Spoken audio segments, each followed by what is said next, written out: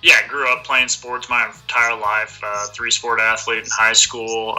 Volunteered as a kid at a USGA golf tournament and saw ESPN and the big lights, and that really got me interested. When I came to KU, I was actually really close to, unfortunately, going to the University of Missouri, and then I decided to drive a couple more hours and got to Lawrence and fell in love with it. Got to speak with Dr. Bob Frederick, and he convinced me that I could make a career in sports. And I'm a big believer in do what you love, money will come.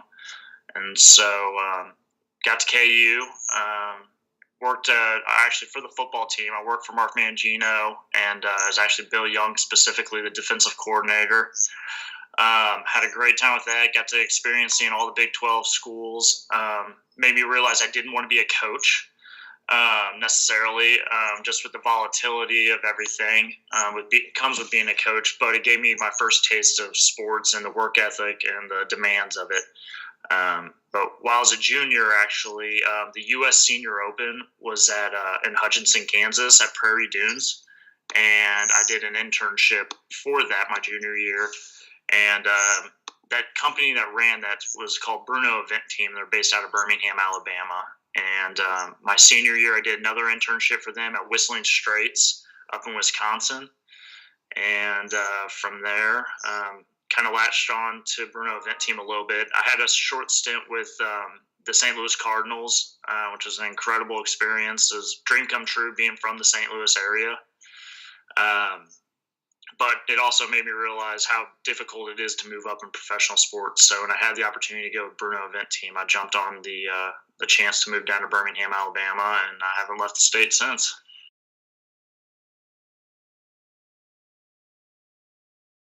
Yeah, so I work for Tuscaloosa Tourism and Sports. Essentially, what I do is I run the sports commission side of the local convention and visitors bureau. Sports tourism is something I definitely did not think about when I wanted to get into sports, but essentially, I'm recruiting sporting events and trying to enhance the Tuscaloosa economy through sporting events. We try to bring sporting events to town that'll put people in our hotels, get them to eat in our restaurants, essentially bring new money to our economy.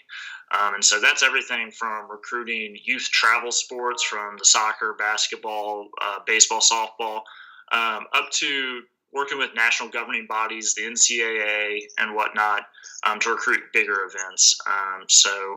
Everything from we've got huge USSSA baseball tournaments here, but then we also have the Collegiate National Championships of Triathlon.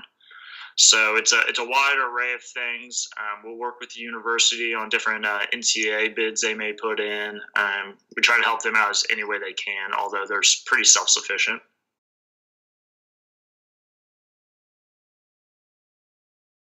Yeah, no, I think the problem a lot of people in sports commissions have caused is they just make big fancy numbers. And a lot of those, there is a little BS in some of those sometimes. There's no good reason to ever inflate the numbers because at the end of the day, it's going to end up coming back and looking bad on the city and the amount of money raised. Um, so I'm very conservative in my reports, and I actually look beyond the economic impact number and try to really dial down to direct money that goes into the city directly. That's the number I'm more concerned about than the looking at a 3 multiplier or whatnot, however you want to come up with that. I think there is a lot of room for error in those, and it has reflected on this industry a little bit. But no matter what, you can't convince me if I have a triathlon that brings in 1,300 athletes from out of town to stay in a hotel for 4 nights is not going to have a positive economic impact here. Obviously Alabama football games, we have a built-in advantage with those. I mean, when you have more people than the size of the city come to your town.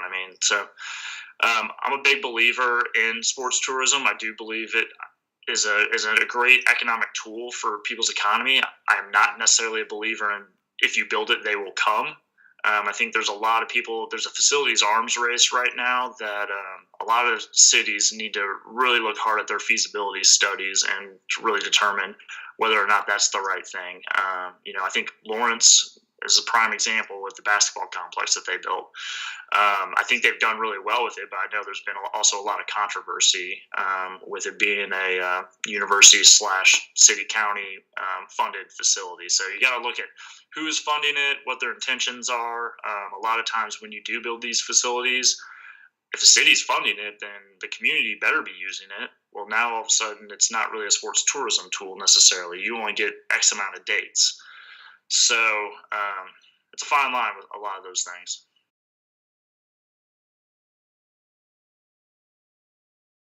I think anything you can do to help them cut expenses, whether you can get police to provide security, DOT support, and stuff like that. If you can get your city resources that are already working to help them cut expenses, those are, I think, really big things. I think bid fees have gotten crazy. Unfortunately, people aren't working together to necessarily make them realistic. People ask for $100,000 for something that doesn't have near the economic impact it deserves. Especially you look at the Savage races of the world and stuff like that. I mean, they are asking astronomical bid fees, but somebody's giving it to them. So the way we try to do, may not have all the money, but we try to help them with marketing, cut in expenses. We'll help negotiate hotel rates. We'll host a separate party. We just try to find something to. I think a good example is Indianapolis when they had the Super Bowl. They had a zip line. We try to figure out what's our zip line, what's that unique thing we can do when we host them in our town.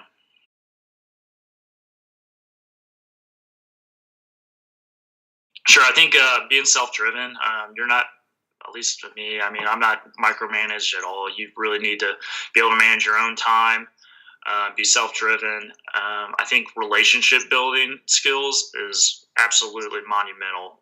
You deal a lot with politics. We're a city-funded agency, so every year we have to go fight for our funding. I raised a couple $100,000 in sponsorships as well, to help fund us. So relationships are not only, city to community stakeholders. Obviously, I have to be involved with everything with the university athletics, trying to make sure that they're happy.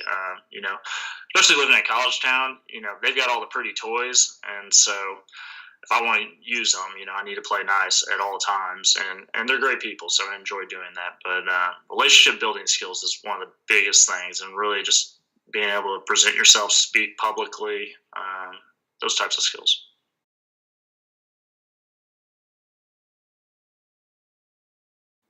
Once a year, I find myself trying to research stories about him. Though I think he was a prime example of somebody that I think anybody that comes through that program should learn the history of and how he got to where he was and how he was the person that he was.